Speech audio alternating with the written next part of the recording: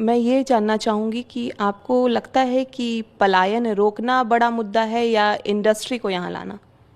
बिल्कुल पलायन रोकना बड़ा मुद्दा है। पहली बात तो पलायन पर यहाँ इतनी बात होती नहीं है, क्योंकि यहाँ पर जो नेता हैं अभी तक रहे हैं, ज़्यादातर आपने उनको ये कहते हुए सुना होगा कि बिहार के लोग बाहर जाते हैं, उससे उन राज्यों की व्यवस्था चल रही है, अगर बिहार के लोग ना रहें तो दिल्ली की, बॉम्बे की व्यवस्था ठप हो जाए। ये मेरी नज़र में बहुत गैर जिम्मेदाराना बयान है, बेवकूफ़ी भरा बयान है।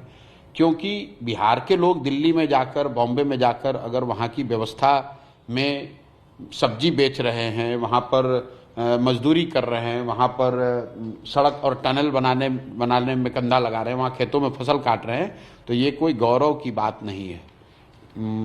कहीं पर जाकर सफाई करना काम कोई खराब नहीं है, लेकिन मजबूरी में बिहार के लोग अगर जाकर दिल्ली, बॉम्बे में इस तरह के निचले दर्जे के काम कर रहे हैं तो ये कोई गौरव की बात नहीं है। गौरव की बात तब होती जब वो लोग बिहार में मेहनत मजदूरी करते और यहाँ से हम लोग स्टील बना रहे होते, सीमेंट बना रहे होते, यहाँ से फसल उगा रहे होते, और वो फसल, वो सीमेंट, वो स्टील अगर बाहर जाता, वहाँ से लोगों को इनकम भी होता और हम लोग की तरक्की भी होती। तो मैं इस बात का बिल्कुल सिरे से विरोधी हूँ जो लोग ये कहते हैं कि बिहार के लोगों के बाहर जाने से बिहार के लोगों की ताकत दिखती है। ये ताकत नहीं है, ये हम लोग की कमजोरी है। जहाँ तक बात रह गई पलायन की, हम लोगों ने सीधा उसका फॉर्मूला दिया है कि बिहार में 1 साल के अंदर डिस्ट्रेस माइग्रेशन को रोका जा सकता है। रोकने का तरीका ये है कि बिहार से जो पूंजी का पलायन हो रहा है बैंकों के जरिए 2 से 2.5 लाख करोड़ रुपया, उस पलायन को रोका जाए।